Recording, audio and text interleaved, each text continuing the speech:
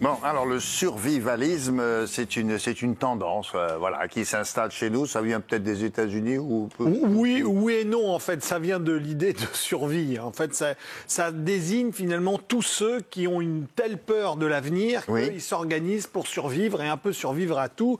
Alors, bien sûr, on va commencer à faire des stages pour essayer d'apprendre à fabriquer son arc, sa tente. Oui, non, mais ils ont peur de quoi? D'une guerre mondiale, de la fin du monde. En gros, c'est ça. Et donc ici, ils sont prêts, ils sont absolument préparés. Alors nous, on vit. Alors pour eux, nous, on vit dans un autre monde. On est vraiment les ennemis. Les oui de la vie. Là. Donc là, vous allez voir les ignares. Alors les survivalistes, vous allez voir. Alors on les imagine aussi un peu comme des hurluberlus hirsutes qui vivraient soit dans une grotte ou bien en pleine forêt. Alors ils sont pas toujours comme ça. Figurez-vous que nous, on est allé rencontrer un survivaliste, Bastien, 33 ans. Vous allez voir comment il vit. Et puis on se retrouve tout de suite après. C'est très intéressant.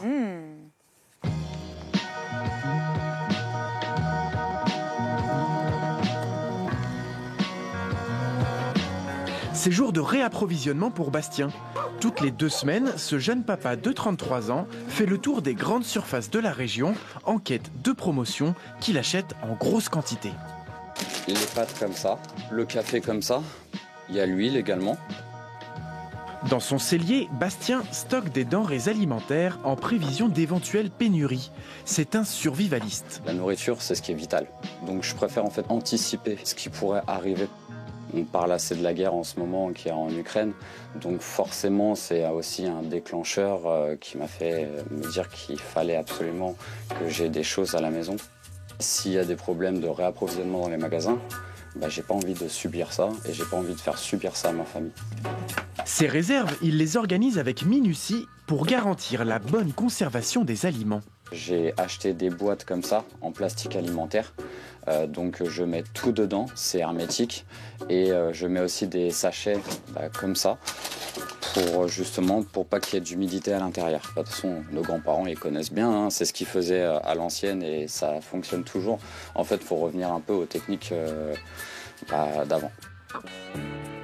Dans le fond, Bastien vise l'autonomie alimentaire. Grâce à son récupérateur d'eau, il entend bien irriguer son futur potager. L'année dernière, il y avait très peu de rendement à cause des intempéries. Du coup, je vais faire vraiment une serre qui ira vraiment à peu près jusqu'à là. On peut avoir des concombres, des tomates, vous avez des navets. J'essaye de varier vraiment. Je vais pouvoir les mettre dans les bocaux, les stériliser. Donc je pourrais en consommer pendant l'hiver. J'aurai juste à ouvrir mon bocal et on aura déjà notre repas de tout prêt. Petit à petit, Bastien organise la survie de sa famille sans savoir vraiment de quoi demain sera fait.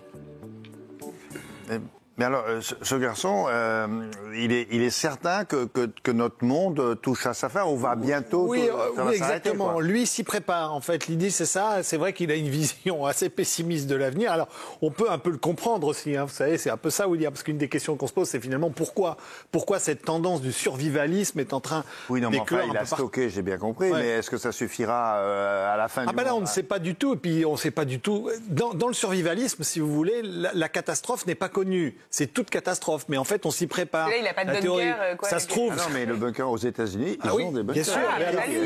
Lui, un tremblement de terre, bon. William, dans cette histoire-là, bien évidemment, il ne sait pas quand la météorite va tomber. Peut-être que malheureusement, elle tombera chez lui. Mais il aura des pattes. Oui, mais si ça tombe sur son garde-manger, il est foutu. Donc du coup, voilà. Mais là, pour l'instant, ils ne savent pas trop. Voilà. Non, mais au cinéma et à la télé, d'ailleurs, il y a ça, des séries comme ça avec ce genre d'histoire. Oui, l'idée, c'est un peu ça, William. C'est-à-dire que, en fait, ce qui crée le survivalisme, c'est 2 tendances. La première, c'est bien sûr ce qui nous entoure.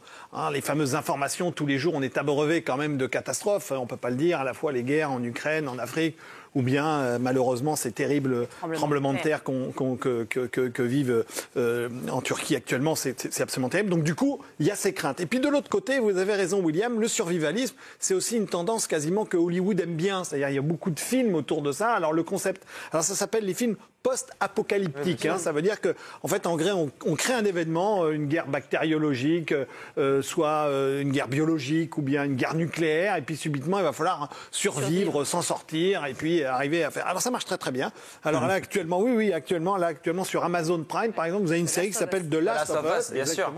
Alors en France, c'est le dernier d'entre nous. C'est absolument un carton aux États-Unis. Savoir que le premier épisode. Ça, en français, les derniers d'entre nous. Le dernier d'entre nous. Oui. Alors là, l'idée est toute simple. C'est l'histoire finalement d'un virus. Et il y a des survivants. Et il faut apprendre à survivre par rapport à tout ça. Et ils sont livrés à eux-mêmes et ils vont arriver à s'en sortir. Parce que c'est ça le survivalisme. C'est arriver à se dire finalement qu'on arrive à se dépasser. Là, c'est un peu moins fou que dans certains autres parce que c'est un virus. On en sort. Hein. Ah oui, alors c'est ça. Alors là où vous avez raison, c'est vrai. Alors là, la pandémie, ça a été finalement un scénario catastrophe qu'on a vécu en vrai. C'est-à-dire que pour le survivalisme, là, la pandémie du Covid, c'est une espèce de pain béni qui permet de dire à son entourage, on a gagné, on a raison. Vous avez vu ce que je vous prédis depuis 20 ans a fini par arriver. Et d'ailleurs, c'est intéressant ce que vous dites, William, parce que sachez que le mot survivalisme, au mois de mai 2022, quand on le requête sur Google... N'existait pas. Non, il a été requêté 600% de fois plus qu'auparavant. Pourquoi ? Parce que subitement, la pandémie est arrivée. On a le Covid qui est arrivé, comment on va s'en sortir ? Alors, il y a aussi une émission très connue que vous connaissez, bien sûr, c'est Koh-Lanta. Koh-Lanta, qu'est-ce que c'est ? C'est une émission sur TF1, 3 millions de téléspectateurs, et c'est du survivalisme, finalement. D'une certaine manière, il faut trouver de l'eau, faire du feu, se sortir de situations extrêmement difficiles.